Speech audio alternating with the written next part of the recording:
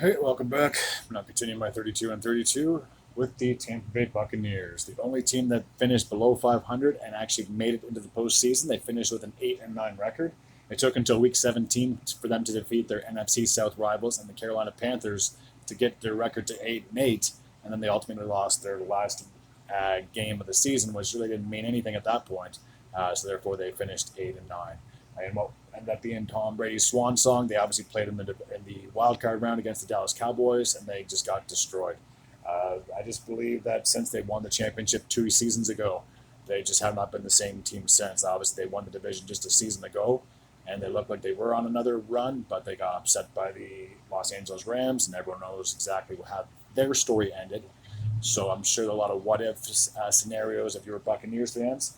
So I'm just going to go over a few uh, key additions, and then I'll kind of give my little inputs on the team.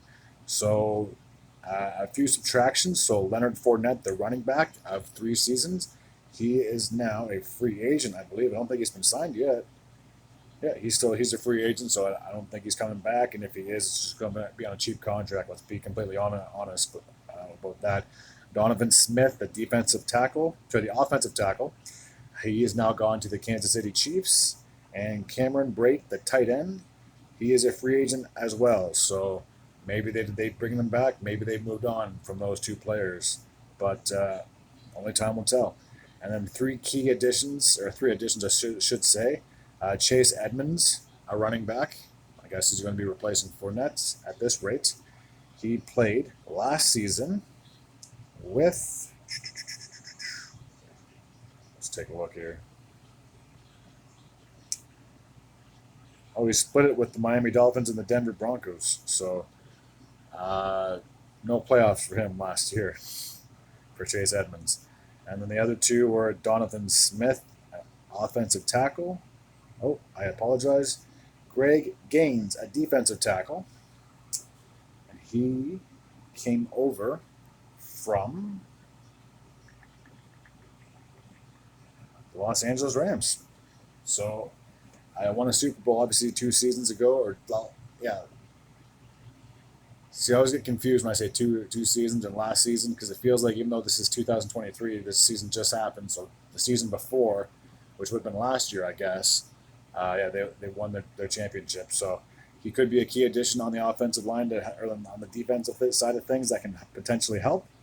And then Baker Mayfield, he split last year with the Carolina Panthers and the Los Angeles Rams. I only had one really winning season, and that was back in the 2020-2021 campaign with the Cleveland Browns. So I'll just go over a couple of quick little things. I believe my screen isn't too terribly blurry. I know I can't see the very top of the screen, but you can see kind of like where it's highlighted. I'm just going to go over. So last year, Tampa Bay only had 5 home wins and 4 home losses, so it's not terrible, but it's the road that killed them. They only had 3 road wins and 5 road losses. And if you can't win on the road, you're pretty much breaking even at that point. You're going to have like a 9-8, 8-9 record. So, yeah, that ultimately pretty much killed them. And division, shockingly, they did fairly well against their division. They won 4 games and lost 2. So, there's a reason why they won out that division, even though they finished with a very poor 8-9 record. So coming into the 2023-2024 season, I believe it's going to be a step backwards.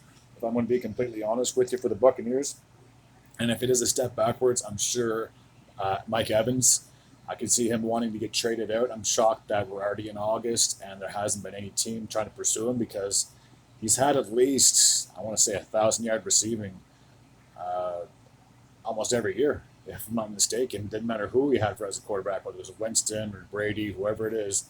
He just seems to get open down the field, and then the quarterback just throws those long bombs. He seems to have the hands or the mitts, I guess, to help bring down the balls. And so, uh, for having a guy like that on this team, yeah, he's very reliable. But like I said previously, I'm sure he's going to want to go to a contender. I just don't have faith in the Buccaneers coming into this season. I believe that the Saints will probably have a better season. Carolina, like I said, they seemed to be doing pretty okay last year. Um, those two teams could be competitive in the NFC uh, South, whereas the Falcons, I'm not really sold on them just yet. I know that I did say in my previous video that the Falcons do have a brighter future, but I just believe for the Buccaneers, they could easily finish third in this division, easily, or fourth. Just depends on what kind of a start they get off to and how the other teams fare around them in the NFC South. So that's my bold prediction for the Buccaneers. I could see them maybe going 7-10, 6-11, kind of like that. I just don't see them being close to 500, let alone above 500. It's no disrespect to Baker Mayfield. It's just that's a new coach, new system, so he may not be as familiar with it. It's one thing to excel in practice against your team, but when you're playing another team that you don't see very much, or even though you play your division twice, again, for a new quarterback coming into here, it could be new territory, to say the least. So I believe, even though the Bucs had success the last 3 seasons, I believe they're going to go back down to the basement of that division, maybe even finish third. So that's my bold prediction for the Tampa Bay Buccaneers. Until next time, take care.